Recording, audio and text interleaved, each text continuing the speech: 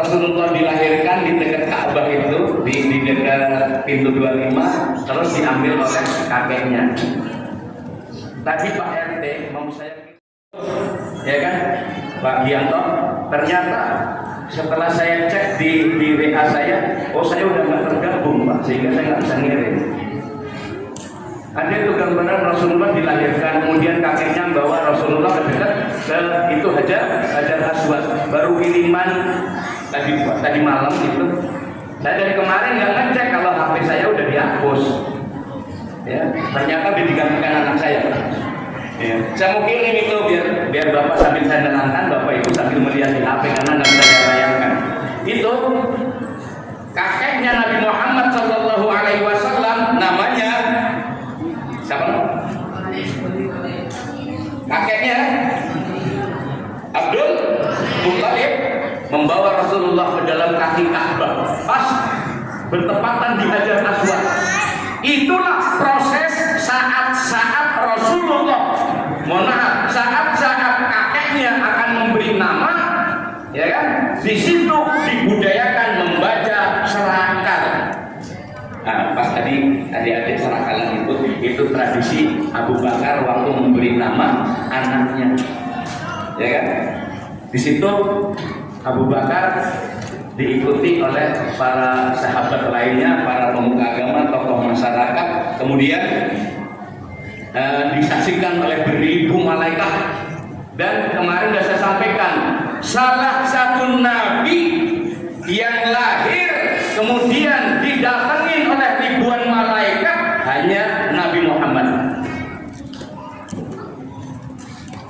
Ya, dalam kitab Durarul Bahiyah, salah satu nabi ada berapa Pak ya? Ayo, nabi ada berapa? Yang bisa menjawab saya kasih 1 juta. Mahal kan? Ayo, ada berapa? 25. Jawabannya adalah tidak terjawab. Oh, saya pernah Pak ke Jakarta ketemu profesor, jurusannya jurusan akidah akhlak, ya kan? Saya dikirim ke Jakarta, pas dialog di warung makan, dimakan Pak, di restorannya itu selesai latihan tuh. Saya nanya, Pak Prof, ya, saya selama ini sudah mengkaji dalam Al-Quran, sudah saya baca di Quran, sudah saya baca di hadis, sudah saya baca di kitab. Prof, ya, berapa sih sebenarnya jumlah nabi? Dia jawab, selama saya sudah menjadi profesor, buku saya pun sudah banyak, saya belum menemukan berapa jumlah nabi. Masya Allah. Jadi kalau orang duta bandara udah bisa nebak, berarti ilmunya di atas profesor. Jawabannya berapa? Tidak terbatas. Nabi tidak terbatas Pak. Yang bisa dihitung apa? Rasul, pinter. Rasul ada berapa? 20, 25 Rasul. Nabi Muhammad yang Nabi tidak terbatas berapa jumlahnya. Makanya ada aliran-aliran Islam sempal yang sempat menyatakan diri karena alasan Nabi terbatas, makanya dia punya Nabi tersendiri. Dia buat Nabi lagi. Dia tidak baca Pak di dalam surah Al-Ahzab bahwa Nabi yang terakhir adalah Nabi Muhammad. Dalam Al-Quran disebut apa Pak? Khatamul Anbiya. Tapi saya pernah debat Pak, Khatamul Anbiya. Tolong bedakan anak santri, Khatamul dengan Khatamul. Apa bedanya? Dia bersikeras Pak, Khatamul bukan Khatamul, bukan dalam Quran. Huruf Kha bukan huruf Kha. Kalau Kha, Khatamul cincin. Jadi dia bersikeras Pak, di dalam Al-Quran tidak dikatakan Nabi terakhir, tapi Nabi memakai cincin. Wah, ini tafsir mana nggak tahu, saya bingung jadi. Ya kan?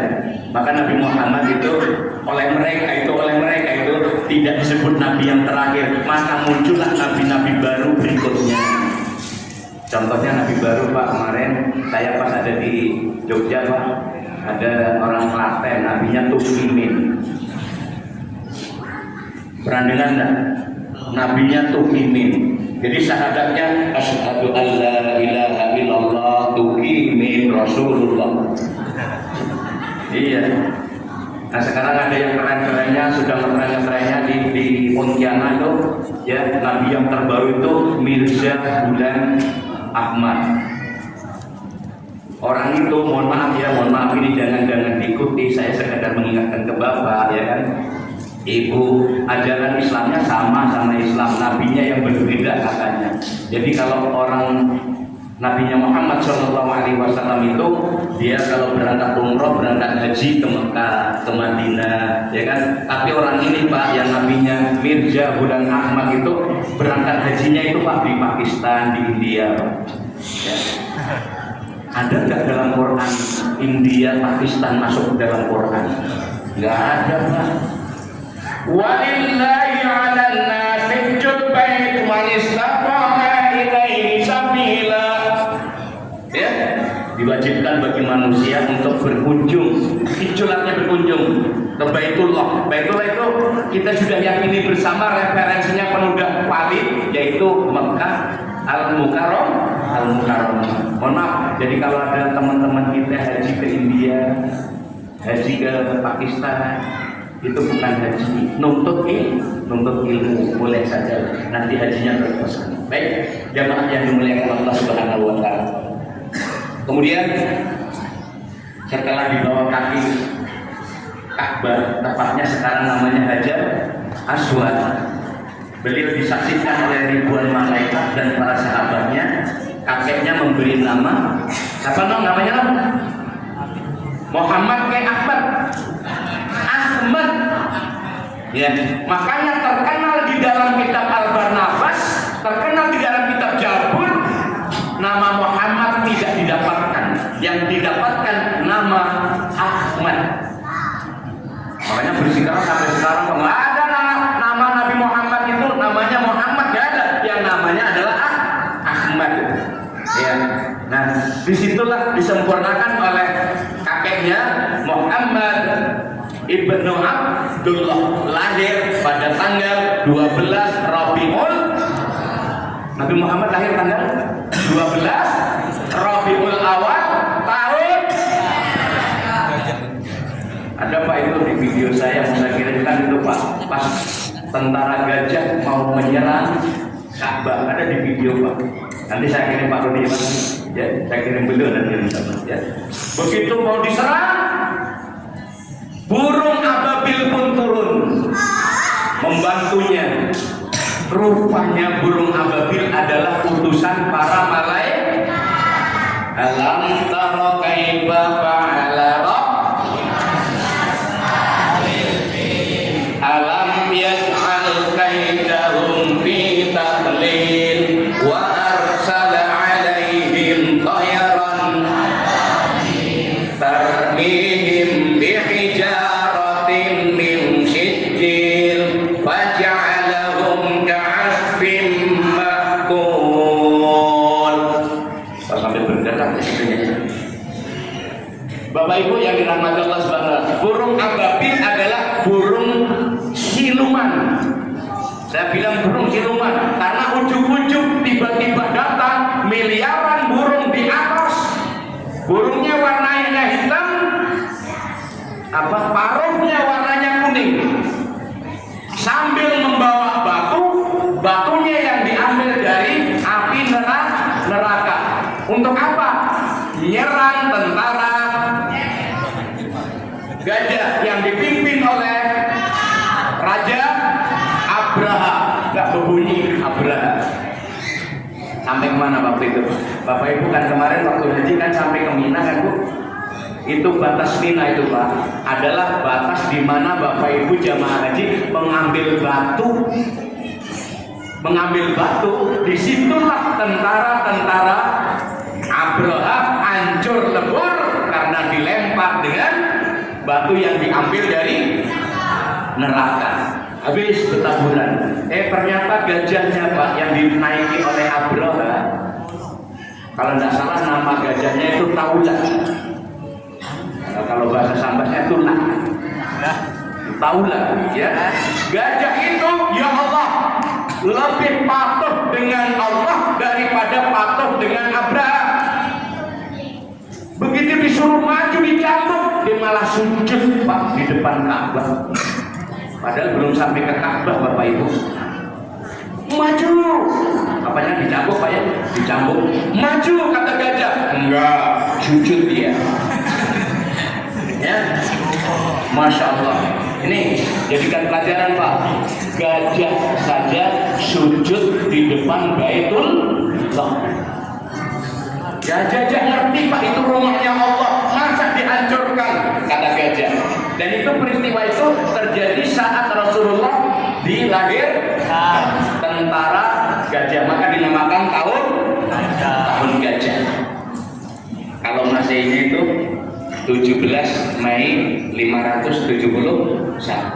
Saya tanya anak-anak nih, berarti agama Islam dengan agama Kristen dulu mana?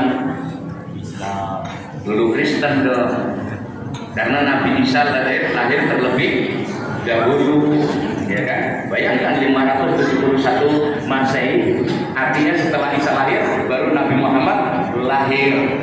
Memang terus Allah Subhanahu wa Ta'ala berikan tempo waktu seperti itu. Lahir dulu agamanya Adam alaihissalam, lahir agama Ibrahim, lahir agama Nabi Isa, terakhir menjadi penyempurna. Silakan Bapak buka di surah Al-Maidah ayat ketiga. Al-yauma akmaltu lakum dinakum wa atmamtu alaikum ni'mati wa raditu lakumul Islam madinah.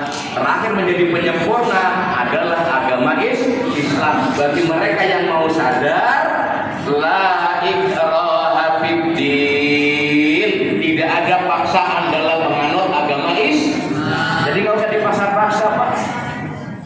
Mau masuk Islam berarti mencari keselamatan.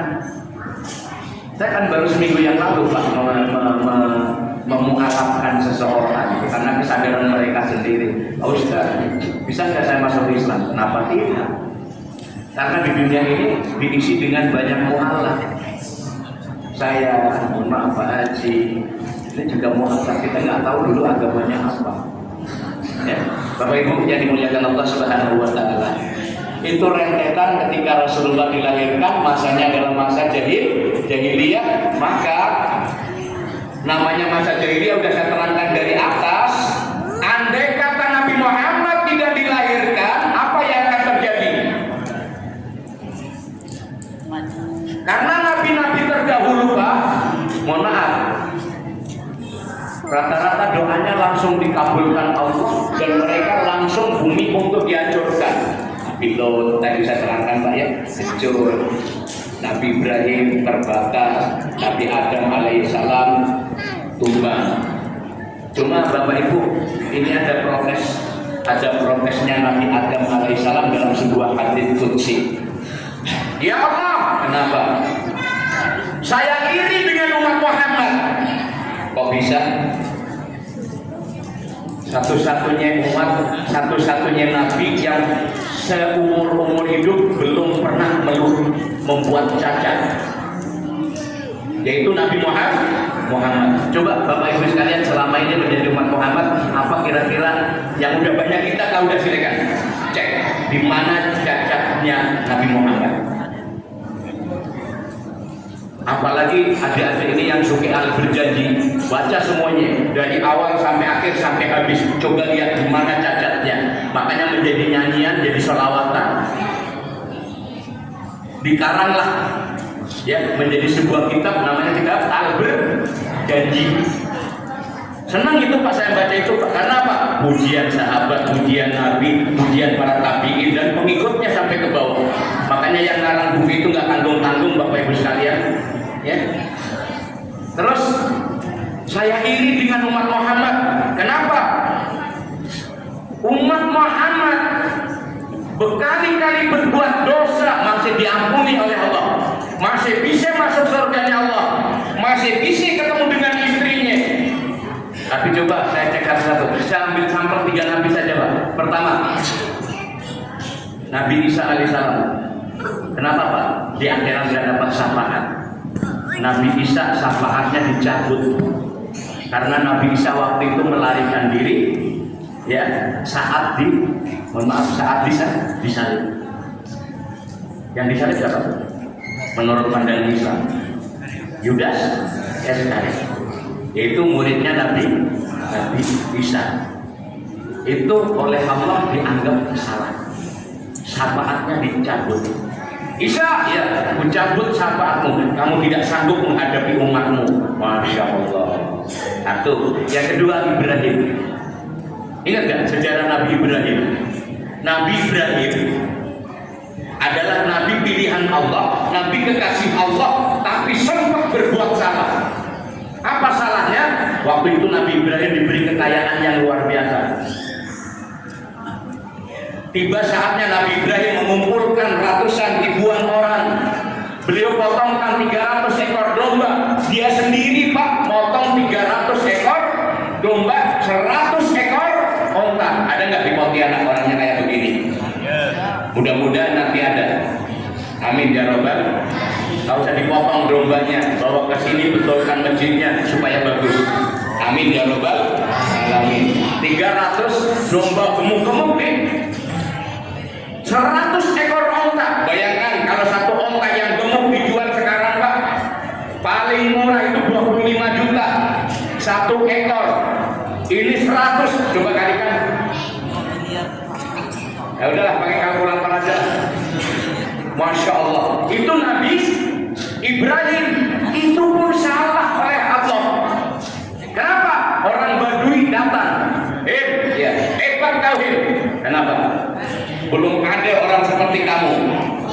300 domba kamu potong, sembelih, kau masak, bagikan ke fakir miskin. Orang tidak mengenal miskin, orang kafir pun ikut makan bersama. Terus 100 ekor onta kau bagikan. Apa jawaban Nabi Ibrahim? Badui, ya, jangankan 100 ekor onta, 300 ekor domba. Ingat, aku kalau punya anak pun aku potong anakku. Bahasanya apa Pak? Kalau bahasa Pontianak sombong, karena belum punya anak. Kayak orang Pontianak tadi, kalau sawitku panen, aku mau nyumbang masjid. Kalau nanti anakku diangkat pegawai, aku mau nyumbang masjid. Ya udah diangkat, lupa. Sawitnya udah panen, lupa. Nanti kalau saya udah naik gaji, pensiun, saya mau berangkat umroh, udah saya pasang sepanduk, lupa daftar. Misalnya lupa. Nih, maka Nabi Ibrahim langsung ditagih oleh Allah. Ya kan, kalau aku punya anak, gimana beribu? Aku potong. Makanya 100 tahun setelah ayat itu turun, karena Nabi Ibrahim udah nikah punya anak. Itu pun Nabi Ibrahim setelah nikah yang kedua. Nikah yang pertama Pak 200 tahun dia tidak punya anak. Istri pertama siapa Bu? Siti Sarah. Istri kedua Siti Hajar. Ya. Hajar letaknya batu, Siti batu. Ya. Ternyata setelah nikah yang kedua Siti Hajar mempunyai anak namanya Ismail alaihi salam. Bayangkan, itu aja yang nyuruh nikah istri yang pertama udah bebas nikah. Dan saya udah punya istri, aku kan mandul, aku gak punya anak. Kita kan abang aja nikah lagi, enggak, saya masih mencintaimu, doon. Itu bahasa Sambasnya. Udah nikah aja, oh boleh lah, tapi dengan syarat kau yang carikan. Bayangkan, bini carikan bini, ada nggak di Pontianak? Ada ya?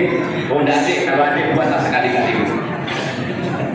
Dicarikan Pak, dapatlah orang kampung hitam legam, namanya Siti Hajar. Nih untukmu. Nah, yang penting cantik biar hitam manis. Bu, dengan ridho Allah punya anak umur 4 tahun. Tiap tahun ibu peringati kapan? Hari raya Idul Adha. Walamma balagha ma'ahu syai'a qala ya bunayya inni ara fil manami atba'u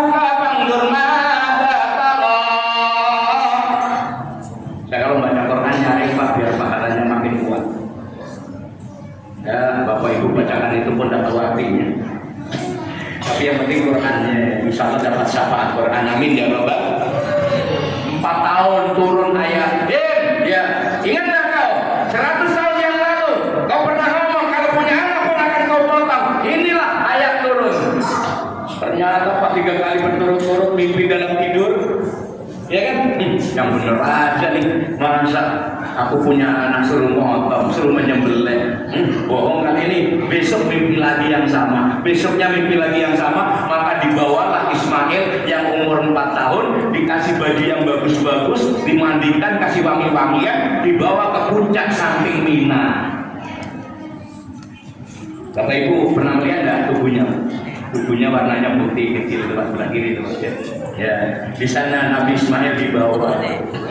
Nih Pak, tagihannya. Sejak itulah Nabi Ibrahim alaihissalam syafaatnya dicabut oleh Allah karena pernah ngomong seperti itu. Masya Allah. Makanya jadi manusia jangan pandai janji-janji, takutkan nanti lupa janji. Nanti kalau aku duduk jalan aku aspal, nanti kalau saya diangkat nanti jalan udah mulus, jadilah jalan Kuala Lumpur. Karena janjinya, Masya Allah. Nggak usah lah Pak, nggak usah terlalu tinggi itu semua. Apa lagi Pak? Dan nabi-nabi yang lain Pak, udah nggak perlu saya sebutkan panjang. Nah sekarang Nabi Muhammad pernah nggak janji-janji seperti itu? Tidak Pak. Maka Nabi Ibrahim Pak, Nabi Adam alaihissalam yang terakhir saya ceritakan. Kenapa Adam dicabut Pak syafaatnya? Ayo kita cek ke Jabal Rahmah, yuk sama-sama. Kita lihat ke Jabal Rahmah. Apa sejarah Jabal Rahmah? Makanya yang mandu umroh kalau nggak arti sejarah Pak, nggak bisa menceritakan ke sana. Yang terjadi di Jabal Rahmah, Nabi Adam alaihissalam gara-garanya hanya makan buah kunti. Bapak kemarin bacakan ayatnya itu. Wala taqraba hadhihi syajarah fatakuna minadh dhalimin. Adam, jangan kau dekati pohon kuldi. Nanti kalau mendekati kau menjadi orang yang dolim. Ternyata Pak Nabi Adam bukan sekedar mendekati, makan buahnya, Masya Allah. Kenapa? Karena di surga itu, zaman Nabi Adam alaihissalam itu semuanya bebas.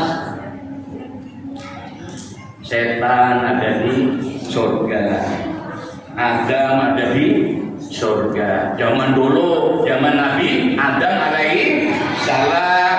Tapi kalau Nabi Adam nggak keluar surga, nggak ada tuh hidayah. Orang di surga nggak ada yang hamil, Pak. Orang yang di surga itu nggak ada yang hamil. Dan nanti Bapak Ibu mau ngapa? Nanti istri Bapak, istri saya di surga itu seumur-umur nggak pernah men. Dan nggak ada nenek-nenek masuk surga. Untung kan Bu? Muda semuanya Pak. Gimana yang udah tua? Servis orang. Jadi tidak ada kakek-kakek, aki-aki masuk neraka, tidak ada, semuanya diservis ulang semuanya. Itu di dalam kitab Nurul Bagian dijelaskannya seperti itu. Jadi kalau menjelaskan anak-anak pesantren itu harus jelas. Bapak Ibu yang dirahmati Allah Subhanahu Wa Taala, sejarahnya Nabi Adam alaihissalam karena makan buah kurdi dirayu oleh setan. Dan ya, kalau Bunda bisa ngambil, aku ambilkan. Kan nggak boleh dekati. Memang Allah katakan dekati nggak boleh. Coba cek dalam Quran ada nggak makan? Oh nggak ada. Berarti makan boleh. Itu setan punya kerja. Sama dengan wala taqrabuz zina innahu kana fahisatan wa sa'a sabila. Jangan kau dekati zina. Setan ngomong dekati zina nggak boleh, zinanya boleh. Itu setan punya kerja. Akhirnya ditariknya Nabi Adam, diambilkan buah kuldi. Sekarang buah kuldi di Arab apa namanya kemarin Pak? Ya buah kuldi lah Pak, nggak perlu. Iya, namanya tetap buah kuldi. Terus dikasihkan ke Nabi Adam, dikasihkan ke Hawa. Langsung malaikat Jibril pun datang. Dan ya, dah kubadaskan. Gak boleh dekati, apalagi makan. Kalau begitu dikutuk oleh Allah Subhanahu Wa Taala. kami ambil resiko lah karena kami sudah salah. Ada 3 yang kau hadapi. Apa itu malaikat Jibril? 1, besok kau dikeluarkan dari surga. Nampas Nabi Adam. Ya Allah, gara-gara makan buah kurdi keluar dari surga. Umat Nabi Adam, umat Nabi Muhammad tiap hari buat dosa masih ada harapan masuk surga. Itu kirinya Nabi Adam alaihissalam. Yang kedua Pak, yang kedua dipisahkan dengan istrinya. Istri Nabi Adam siapa? Siti Hawa, dipisahkan gara-gara makan buah kurdi. Berapa tahun? Silakan dibuka dalam kitab Durratun Naim. 200 tahun Nabi Adam dibuang ke India, Siti Hawa dibuang ke Jeddah. Maka sekarang kalau Bapak kenal dengan Jeddah itu bahasa Arab artinya apa? Nenek. Kota Jeddah adalah kota Nekwan, kota nenek. Kita sampai ke Jeddah. Bapak Ibu yang udah berangkat haji umroh, coba lihat di sebelah kiri dari perjalanan menuju ke Jeddah, itu pagarnya tinggi, itu di pasar Jeddah itu lewat dikit, itu makam Siti Hawa. Dimakamkan di sana. Oke ya, Nabi Muhammad Nabi Adam dipisahkan dengan istrinya gara-gara makan buah kurdi. Yang ketiga, Nabi Adam alaihissalam tidak bisa memberi syafaat kepada umatnya karena kesalahan makan buah. Nah, kita untung jadi umat Muhammad. Hari ini buat dosa, besok ke masjid, taubat, astagfirullah, astagfirullah, bersih dosanya. Baca sholawat Nabi, dapat syafaat. Besoknya lagi buat dosa, taubat lagi. Sebelum mati, insya Allah Allah masih selalu menerima taubatnya. Sebelum nyawa ada di tenggorokan, malam yughorqil. Sebelum nyawa di tenggorokan, insya Allah masih ada kesempatan untuk bertaubat. Maka tiap harilah kita tetap banyak-banyak membaca istighfar. Astagfirullah Rabbal baraya, astagfirullah ya Rabbi salli ala Muhammad, ya Rabbi salli. Baik, setelah itu apa yang kita petik? Jadi tujuan yang kedua yang disampaikan oleh panitia adalah jadilah Muhammad itu menjadi tauladan kita, bukan sekedar peringatan. Apa yang perlu kita tiru? Kemarin waktu di khotbah secara singkat saja kami sampaikan, jadilah tauladan, contoh perilaku kehidupan sehari-hari. 1, di rumah tangga, ikutilah jejaknya. Meskipun istri Nabi jumlahnya, kenapa Bu? Yang pernah kenal? Nah, ini sekedar informasi aja, tapi jangan ditiru ya. Karena Nabi beda dengan Tutur Hidayat. Nabi beda dengan Bapak Ibu. Istri Nabi Muhammad mulai dari Siti Khadijah, ya kan? Sampai dengan yang terakhir si Zainab, jumlah istri beliau adalah 12. Iya, tapi Nabi tidak pernah mengumpulkan istri sebanyak 12. Ya, istri Nabi yang pertama Siti Khadijah meninggal, sekarang dikuburkan di Makkah. Pernah Bapak ke Makkah? Insya Allah siapa ya. Jadi kalau ke sana Pak, tolong kirim Fatihah buat Ibu Siti Khadijah, ya kan? Istri pertama. Berapa umurnya Siti waktu nikah dengan Nabi Muhammad? 40 tahun. Ibu 40 tahun kawin dengan si bujang 25 tahun. Nabi Muhammad umurnya itu 25 tahun, lebih muda daripada istrinya. Tapi dalam kitab berjanji saya silakan dibaca lagi itu.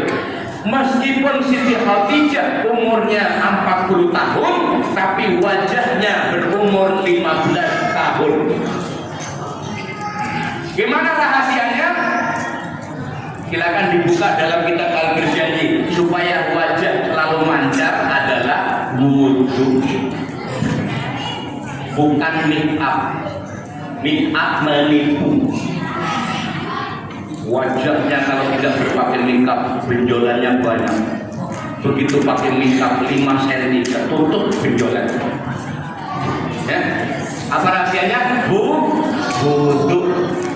Wajah cerah. Wujuhu yawma idzin na'imah li sya'yiha.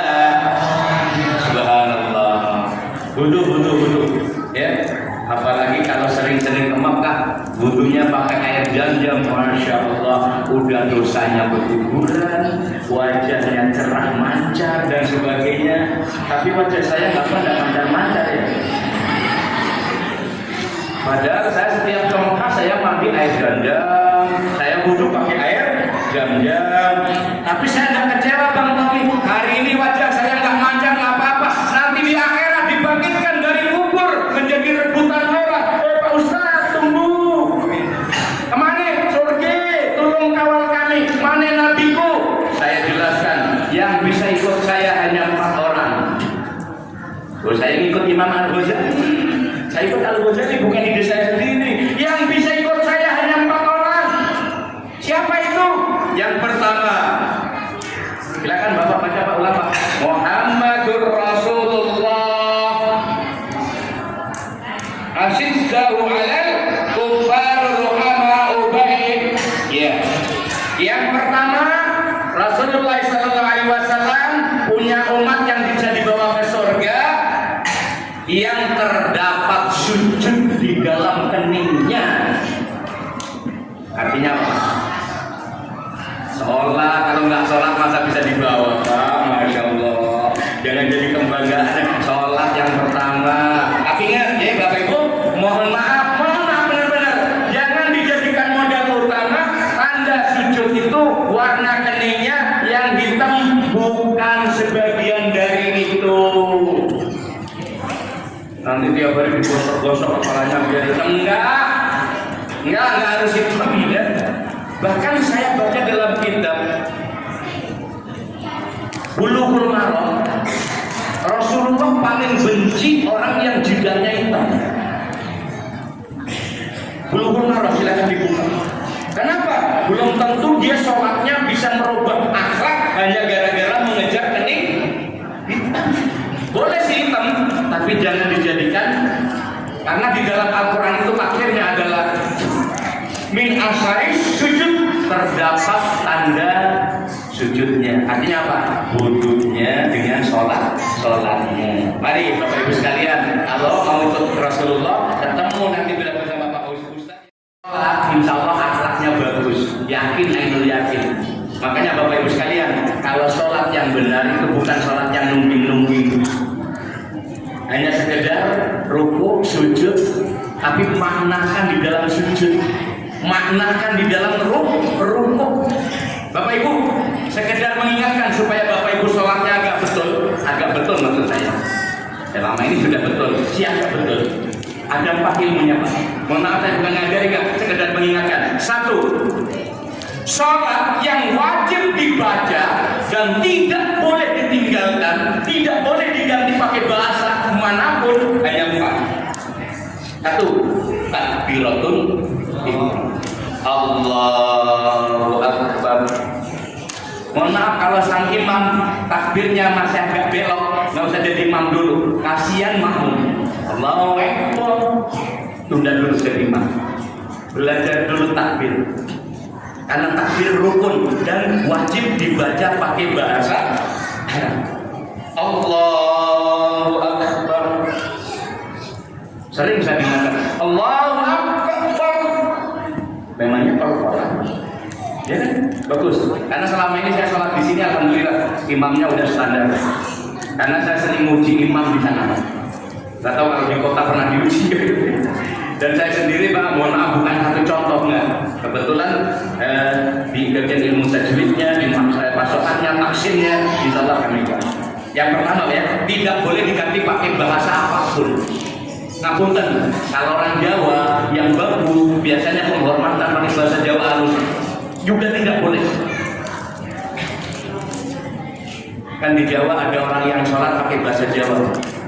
Saya ketemu kemarin pas bertepatan di Muntilan, di Magelang. Wah, sholatnya mantap Pak. Pangeran Agung. Jadi di sana kalau Tuhan itu Pak disebut Pangeran. Kalau bahasa tinggi itu Pak Pangeran ya Pak Haji. Di Gresik juga demikian. Bahasa yang paling tinggi itu Pangeran. Tapi kalau di dalam bahasa Arab nggak bisa Pak dirubah-rubah. Tetap Allahu Akbar. Setelah itu Bapak Ibu baca kabirau silakan, nggak baca pundak masalah karena hukumnya sunnah. Tapi yang bagus baca ya. Allahu Akbar. Jadi alhamdulillah katsira wa subhanallahi wa barakatuh. Silakan yang baca, yang nggak baca jangan nyalakan yang lain. Yang pakai kabirau betul, yang tidak kabirau betul, yang salah yang nggak sholat itu yang saya cocok. Ya, jangan nyalakan orang sholat. Satu. Yang kedua Bapak Ibu sekalian, ini tolong diingatkan nanti supaya ceramah lagi berikutnya ingat lagi. Yang kedua adalah fasihatu bil Fatihah. Fasihnya dalam membaca Al-Fatihah. Jadi nggak boleh Pak diganti pakai bahasa lain, harus bahasa Al-Quran. Bismillahirrahmanirrahim. Mohon maaf Pak Rudy, nggak usah pakai lagu dulu lah ya, pakai murotal aja. Karena biasanya orang undang imam, apalagi imam sholat Idul Adha, lagunya berhenti Pak, tapi tajwidnya ditanggung-tanggung. Bismillahirrahmanirrahim. Masa Pak lagunya Pak, tapi Bapak tak ingat dengan kalimat Ra. Bismillahirrahmanirrahim. Yang benar Bismillahirrahmanirrahim. Nah, Bapak terbuai dengan lagu, tapi dengan tajwidnya lintang baru Ra. Apalagi Alhamdulillahirabbil alamin. Lagu boleh-boleh Pak, tapi tajwidnya subhanallah. Luruskan nanti anak-anak nih ya. Jangan dari sekarang salah, dibiarkan sampai kapanpun tetap gitu. Terus Alhamdulillahirabbil alamin Ar-Rahmanir-Rahim Maliki Yaumiddin dan seterusnya. Ya, pakai murotalnya ya. Fatihah. Ya, sampai dengan terakhir waladhdallin. Pak, yang benar pakai tekan atau lurus? Dua-duanya benar Pak. Cuma kalau pakai tekan sulung jangan terlalu lama. Waladhdallin itu sudah masuk huruf lam. Tapi kalau pakai tekan jangan lama-lama tekannya Pak, nanti double lamnya. Waladhdallin. Nah itu Pak double. Satu aja Pak. Waladhdallin. Itu udah tambah ada belum? Kebanyakan ya. Itu Pak Imam bukan ngajarin imam enggak ya. Itu aja saya meluruskan surah Al-Fatihah. Fasadul Fatihah, dengerin. Fasadul Fatihah wa huwa awalu fasadus shalah. Rusaknya Al-Fatihah awalnya rusaknya sholat. Masya Allah. Maka wajar Pak kalau Bapak sering melihat banyak orang yang sholat tapi tingkah lakunya nggak berubah. Mungkin dari Fatihahnya yang pertama banyak salah. Dia hanya lepas menunaikan kewajiban sholat, tapi perangai, perilaku, ya, ucapan tidak akan pernah berubah. Yang dapat merubah perilaku kita adalah ada di dalam ibadah sholat. Yang ketiga, ingat-ingat Pak, yang ketiga, kalau di video kan bisa dicek ulang aja. Yang ketiga adalah taqra'u fi tasyahhudil ula wa tasyahhudil akhir. Yang ketiga, tasyahud awal dan tasyahud akhir. At-tahiyyatul sholawatut thayyibatul. Ya, Bu, Pak, kalau baca tahiyat jangan cepat-cepat dong, kayak mau dikejar hantu. Tahiyatul barakatuh sholawatut thayyibatul. Assalamualaikum warahmatullahi wabarakatuh. Assalamualaikum warahmatullahi wabarakatuh. Ya,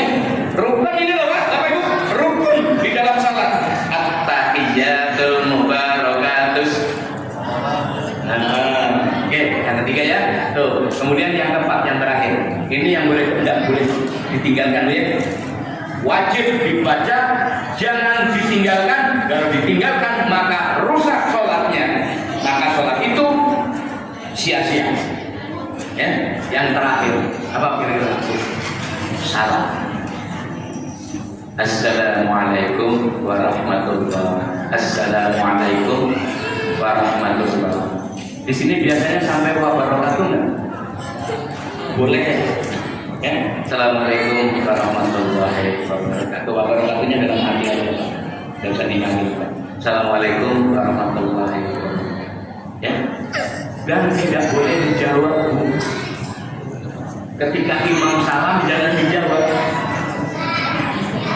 Ada 3 salam yang tidak boleh dijawab. Bapak Ibu, pertama adalah salamnya orang salat. Assalamualaikum. Coba Bapak jawab. Rame Pak salatnya. Yang kiri jawab, yang kanan jawab. Sejawaban Pak. Ya, Assalamualaikum warahmatullahi. Assalamualaikum warahmatullahi. Yang kedua, salamnya siapa Bu yang tidak boleh dijawab Bu? Salam masuk ke kuburan. Coba Ibu masuk kuburan, ada yang jawab nggak jadi masuk. Assalamualaikum ya ahlul kubur. Waalaikumsalam. Tetap nggak masuk Bu. Siapa yang jawab tadi ya? Yang ketiga, salam terhadap orang kafir kalau kita tahu, tapi kalau nggak tahu nggak apa-apa Bu.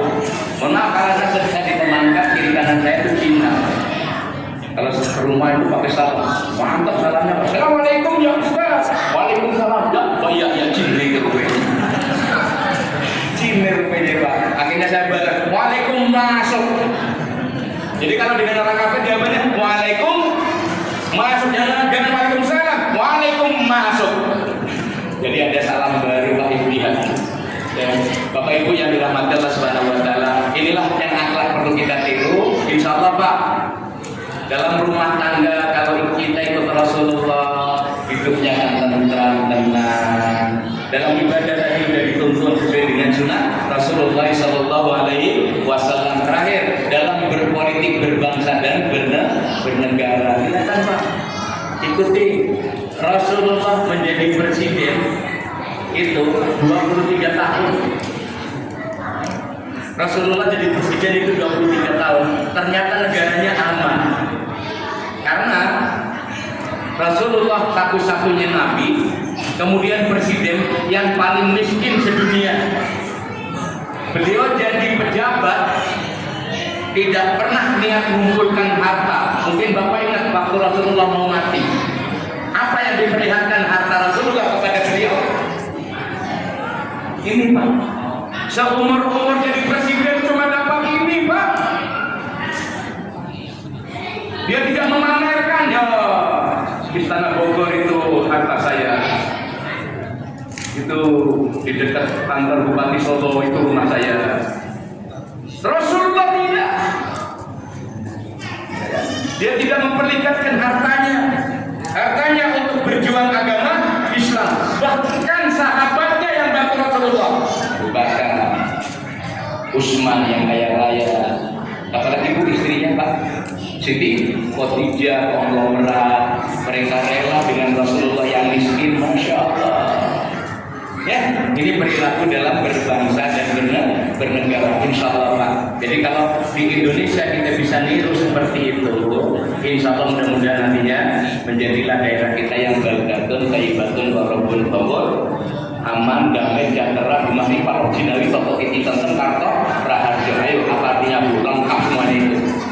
Artinya adalah minta ridho Allah, hidup kita nanti dunia bahagia, di akhirat bahagia sesuai dengan doa penutup kita. Rabbana atina wabil. Ayo pakai doa. Rabbana atina fid dunya hasanah wa fil akhirati hasanatan wa qina adzabannar wa qina. Bapak Ibu, sepertinya saya ingin berlanjut berjalan terus menyampaikan tausiah. Berhubung terbatas waktu dan saya minta izin Pak RT, Pak Imam, setelah duhur saya permisi mau pulang kampung lagi. melaksanakan tugas. Berhubung saya masih ada tugas, insya Allah kalau ada sumur di Ladang izinkan saya mandi. Kalau ada umur panjang, insya Allah kita akan silaturahmi kembali dengan nasihat yang bersamaan. Mudah-mudahan Bapak Ibu sekalian, anak-anak kita menjadi anak yang berakhlakul karimah, putra putri kita menjadi putra putri generasi Islam yang berguna bagi nusa bangsa dan agama. Dan insya Allah daerah kita ini menjadi daerah yang aman dan makmur. Amin. Billahi taufiq wal hidayah.